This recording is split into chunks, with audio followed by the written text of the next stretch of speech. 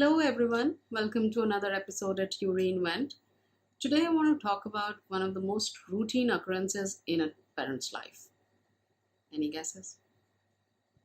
It's when we lash out at our kids.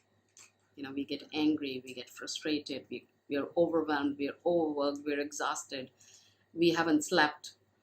And there is this little kid who's literally pulling on your t shirt, I want another piece of cookie.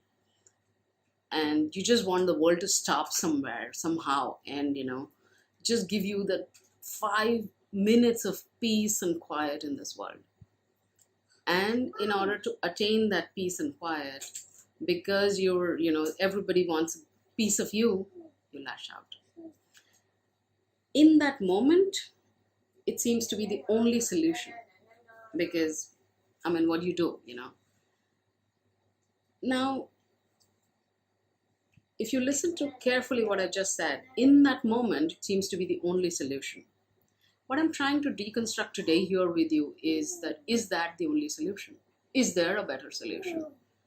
I'm sure all of you know that, lashing out is not really, good for a variety of reasons.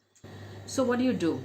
I want to give you a 3-step formula, and I have tried it myself. It works with me, and I'm hoping it will work with you. So what are you going to do? Well, point number 1.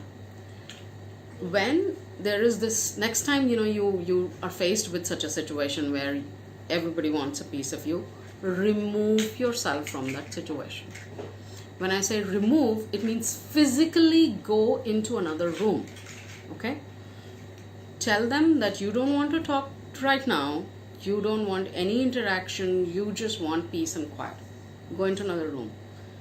Try not to think about how will you guide your child, and you need to, teach your child how to behave better. All of that. Try not to do that right now. Once you've removed yourself, step number 2 is to calm yourself down. You must have noticed that, when you are in this overwhelmed, state of mind, your heart rate kind of goes up, right? So take that moment to calm yourself down. Just deep breaths if possible, and talk to a friend, bitch about it to your friend, or watch a movie, watch something on Netflix, Amazon Prime, whatever works to take your mind off of that situation in that moment. Once you've done that, and this could take from a few minutes to a few hours, depending upon how stressed you were. Then you move on to step 3, which is the moment where you talk to your child about how to fix whatever was going on. And for that, I have separate episodes, and you can be free to look at them. So that is your 3-step thing. You kind of remove yourself, you calm yourself down, and then approach the solution. Because in any case, your lashing has not helped.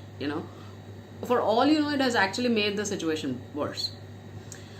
And the reason I'm trying to deconstruct this is that oftentimes when you start doing this consciously, you will realize that you are lashing out on your child because you are stressed. Of course, your child has done something, but that's a trigger. That's something that is precipitating that reaction in your tired body. And that's why I keep talking about, take time for yourself, take that a little siesta for yourself, and have some time for yourself during the day, even if it's just 5-10 minutes, whatever it is. You will learn, you will kind of not learn, but you will start noticing a pattern that you tend to lash out on your child when you're angry.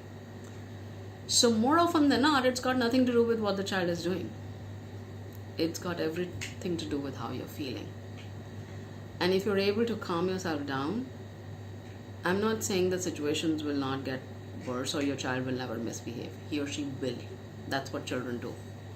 But you will learn a better way to respond to your child, and you will be able to actually, engage with your child and create a learning moment.